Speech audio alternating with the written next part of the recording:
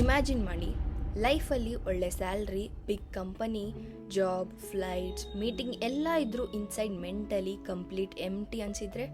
ಇವತ್ತು ನಾವು ಡಿಸ್ಕಸ್ ಮಾಡೋಕ್ಕೆ ಇರೋ story modern corporate life pressure, loneliness ಮತ್ತು ಸೊಸೈಟಿಯಲ್ಲಿರೋ ಇನ್ಇಕ್ವಾಲಿಟಿ ಬಗ್ಗೆ ತುಂಬ ಡೀಪ್ ಮೆಸೇಜ್ ಕೊಡುತ್ತೆ. ಈ ಪವರ್ಫುಲ್ ಸ್ಟೋರಿನ ಟ್ಯಾಲೆಂಟೆಡ್ ಆಥರ್ ದಯಾನಂದರವರು ತುಂಬ ರಿಯಲಿಸ್ಟಿಕ್ ಆಗಿ ಬರೆದಿದ್ದಾರೆ, especially today's working generation relate ಮಾಡ್ಕೊಳ್ಳೋ ಹಾಗೆ. Welcome to last face study. So today I'll be explaining Kannada story ದೇವರು ಕಚ್ಚಿದ ಸೇಬು. ಸಿಂಪಲ್ ಆಗಿ, ಈಸಿಯಾಗಿ ಎವ್ರಿ ಒನ್ಗೆ ಅರ್ಥ ಆಗೋ ಥರ ಎಕ್ಸ್ಪ್ಲೇನ್ ಮಾಡ್ತೀನಿ. ಸೊ ವಿಡಿಯೋನ ಕಂಪ್ಲೀಟ್ ಆಗಿ ನೋಡಿ. ಓಕೆ, ಈಗ ಸ್ಟೋರಿ ಸ್ಟಾರ್ಟ್ ಮಾಡುವ. ಈ ಸ್ಟೋರಿಯಲ್ಲಿ ಒಂದು ದೊಡ್ಡ ಕಂಪನಿಯಲ್ಲಿ ಕೆಲಸ ಮಾಡೋ ವ್ಯಕ್ತಿ ಲೈಫ್ ಪ್ರೆಷರ್, ವರ್ಕಿಂದ ಬರೋ ಮೆಂಟಲ್ ಎಂಟಿನೆಸ್ ಮತ್ತು ಸೊಸೈಟಿ ಅಲ್ಲಿ ಇರೋ ಇನ್ಇಕ್ವಾಲಿಟಿ ಬಗ್ಗೆ ತುಂಬ ಡೀಪಾಗಿ ಹೇಳಿದ್ದಾರೆ.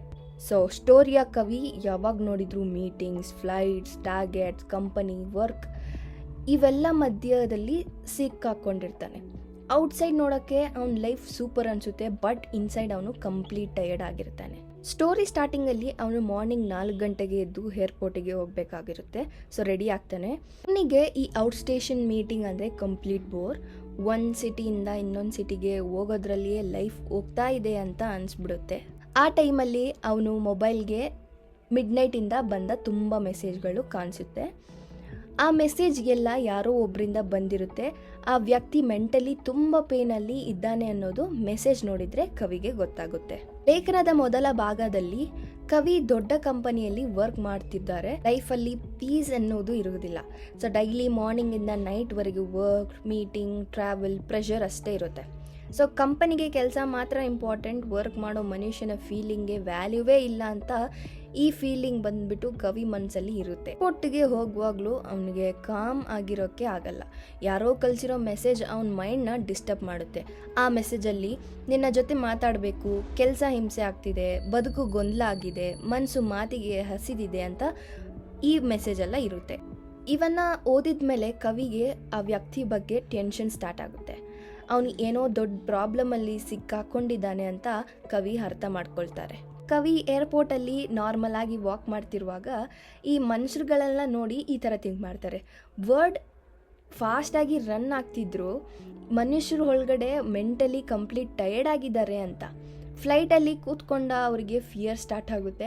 ಫ್ಲೈಟ್ ಟೇಕ್ ಆಫ್ ಟೈಮಲ್ಲಿ ಲೈಫ್ ಮೇಲೆ ಟ್ರಸ್ಟ್ ಕಡಿಮೆ ಆಗುತ್ತೆ. ಯಾವ ಸೆಕೆಂಡಲ್ಲಿ ಏನಾದರೂ ಆಗ್ಬೋದು ಅಂತ ಈ ಫೀಲಿಂಗ್ಸ್ ಬರುತ್ತೆ. ಇದೆಲ್ಲ ಅವನು ಅನ್ಸ್ಟೇಬಲ್ ಮೈಂಡ್ಸೆಟ್ನ ತೋರಿಸುತ್ತೆ. ಎರಡನೇ ಭಾಗದಲ್ಲಿ ನೋಡಬೇಕಾದ್ರೆ ಮೀಟಿಂಗ್ಗೆ ಹೋದಾದ್ಮೇಲೆ ಕವಿ ತುಂಬ ಕಂಪನಿ ಆಫೀಸರ್ಸ್ನ ಮೀಟ್ ಮಾಡ್ತಾರೆ. ಅವರಲ್ಲಿ ಒಬ್ಬ ಡಿವಿಷನಲ್ ಮ್ಯಾನೇಜರ್ ಕವಿ ಜೊತೆ ಮಾತಾಡ್ತಾನೆ. ಅವನು ಬಿಸ್ನೆಸ್ಸಲ್ಲಿ ಮಾರ್ಕೆಟ್, ಪ್ರಾಫಿಟ್, ಪಬ್ಲಿಕ್ ಮೈಂಡ್ಸೆಟ್ ಇವುಗಳೆಲ್ಲ ಬಗ್ಗೆ ಮಾತಾಡ್ತಾನೆ. ಅವನ ಮಾತಿನಲ್ಲಿ ಸ್ವಲ್ಪ ಟ್ರೂತ್ ಇದೆ ಅಂತ ಕವಿ ಹೇಳ್ತಾರೆ. ಅದೇ ಟೈಮಲ್ಲಿ ಫೇಕ್ ಇಂಟೆಲಿಜೆನ್ಸ್ ಕೂಡ ಇದೆ ಅಂತ ಕವಿ ಇಲ್ಲಿ ವ್ಯಕ್ತಪಡಿಸ್ತಾರೆ. ಆ ಡಿವಿಷನಲ್ ಮ್ಯಾನೇಜರ್ ಕವಿ ಹತ್ರ ಏನು ಹೇಳ್ದ ಅಂದರೆ, ಜನರಿಗೆ ಏನು ಬೇಕೋ ಎಂಬುದನ್ನು ಕಂಪನಿಗಳು ತೀರ್ಮಾನಿಸುತ್ತದೆ. ಜನರನ್ನು ಹೊಸ ಅಭ್ಯಾಸಗಳಿಗೆ ಹೋಲಿಸುವ ಕೆಲಸ ಕಂಪನಿಗಳದು. ಪ್ರತಿಯೊಬ್ಬರಲ್ಲೂ ಒಂದು ಸಾಧಾರಣ ಮನುಷ್ಯ ಇರುತ್ತಾನೆ. ಆ ಸಾಮಾನ್ಯ ಮನುಷ್ಯ ಸತ್ತರೆ ಅವನ ಒಣಗಿ ಬಿಡುತ್ತದೆ ಎಂದು ಆ ಡಿವಿಷನಲ್ ಮ್ಯಾನೇಜರ್ ಕವಿಗೆ ಹೇಳ್ತಾರೆ. ಈ ಮಾತುಗಳೆಲ್ಲ ಕೇಳಿ ಕವಿ ಮೈಂಡಲ್ಲೇ ಉಳ್ಕೊಂಡ್ಬಿಡುತ್ತೆ. ಕವಿ ಥಿಂಕ್ ಮಾಡ್ತಾರೆ, ಇವನು ಹೇಳೋದೆಲ್ಲ ನಿಜನಾ, ಇಲ್ಲ ಫೇಕ್ ಮೋಟಿವೇಶ್ನಲ್ಲಿಂದ ಮಾತಾಡ್ತಿದ್ದಾನ, ಇಲ್ಲ ನಮ್ಮನ್ನು ಕನ್ಫ್ಯೂಸ್ ಮಾಡ್ತಿದ್ದಾನ ಅಂತ. ಇಲ್ಲಿ ಆಥರ್ ಏನು ಹೇಳ್ತಿದ್ದಾರೆ ಅಂದರೆ, ಕಾರ್ಪೊರೇಟ್ ವರ್ಲ್ಡ್ನ ರಿಯಾಲಿಟಿ ನಮಗೆ ತೋರಿಸ್ತಿದ್ದಾರೆ. ಅರ್ಥ ಏನಂದರೆ, people may look successful outside, inside many feel lonely, stressed, mentally tired or unhappy. ಅರ್ಥ ಏನಂದರೆ, ಔಟ್ಸೈಡ್ ಇವರೆಲ್ಲ ಮಾತಾಡೋದು ದೊಡ್ಡ ದೊಡ್ಡ ಮಾತುಗಳು, ಬಟ್ ಇನ್ಸೈಡಲ್ಲಿ ಅವರು ಎಂಟಿ ಫೀಲ್ ಆಗಿರ್ತಾರೆ ಅಂತ ಅರ್ಥ. ಮೂರನೆಯ ಭಾಗ. ಮೀಟಿಂಗ್ ಮುಗ್ದಾದ್ಮೇಲೆ ಕವಿ ಫೈನಲಿ ಯಾರನ್ನೋ ಒಬ್ಬರನ್ನ ಮೀಟ್ ಮಾಡ್ತಾರೆ. ಆ ವ್ಯಕ್ತಿ ತುಂಬ ಚೇಂಜ್ ಆಗಿರ್ತಾನೆ. ಫೇಸ್ ಡಲ್ ಆಗಿರುತ್ತೆ ಆ್ಯಂಡ್ ಕಣ್ಣಲ್ಲಿ ನಿದ್ದೆ ಇರಲ್ಲ, ಲಿಪ್ಸ್ ಬಂದ್ಬಿಟ್ಟು ಬ್ಲ್ಯಾಕ್ ಆಗಿರುತ್ತೆ ಆ್ಯಂಡ್ ಅವರು ಕಂಪ್ಲೀಟ್ ಟಯರ್ಡ್ ಆಗಿ ಕಾಣಿಸ್ಕೊಳ್ತಾರೆ. ವ್ಯಕ್ತಿ 8 ಇಯರ್ಸಲ್ಲಿ 14 ಕಂಪನೀಸ್ನ ಚೇಂಜ್ ಮಾಡಿದ್ದೀನಿ ಅಂತ ಹೇಳ್ತಾರೆ. ಆ್ಯಂಡ್ ಆಲ್ಸೋ ಎಲ್ಲಿ ಹೋದ್ರೂ ನನಗೆ ನೆಮ್ಮದಿ ಸಿಗ್ತಾ ಇಲ್ಲ ಅಂತ ಈ ಕಷ್ಟಗಳನ್ನೆಲ್ಲ ಕವಿ ಹತ್ರ ಹೇಳ್ಕೊಳ್ತಾರೆ.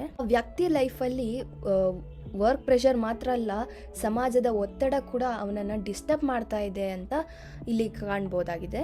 ಆ ವ್ಯಕ್ತಿ ಹೇಳುವ ಕೆಲವು ಮಾತುಗಳೇನೆಂದರೆ, ಡಿಸ್ಕ್ರಿಮಿನೇಷನ್ ಇದೆ. ನಮ್ಮಂಥವ್ರು ಎಷ್ಟೇ ಪ್ರಯತ್ನ ಮಾಡಿದರೂ ಮೇಲಕ್ಕೆ ಹೋಗೋಕ್ಕೆ ಬಿಡುವುದಿಲ್ಲ. ಜಗತ್ತು ಕೆಲವರನ್ನು ಮಾತ್ರ ಬೆಳಕಿನಲ್ಲಿ ಇಡುತ್ತದೆ, ಕೆಲವರನ್ನು ಕತ್ತಲೆಯಲ್ಲೇ ಇಡುತ್ತದೆ. ಈ ಅವನ ಮಾತುಗಳಲ್ಲಿ ಕೋಪ, ನೋವು, ನಿರಾಶೆ ಈ ಎಲ್ಲವೂ ಕಾಣುತ್ತದೆ.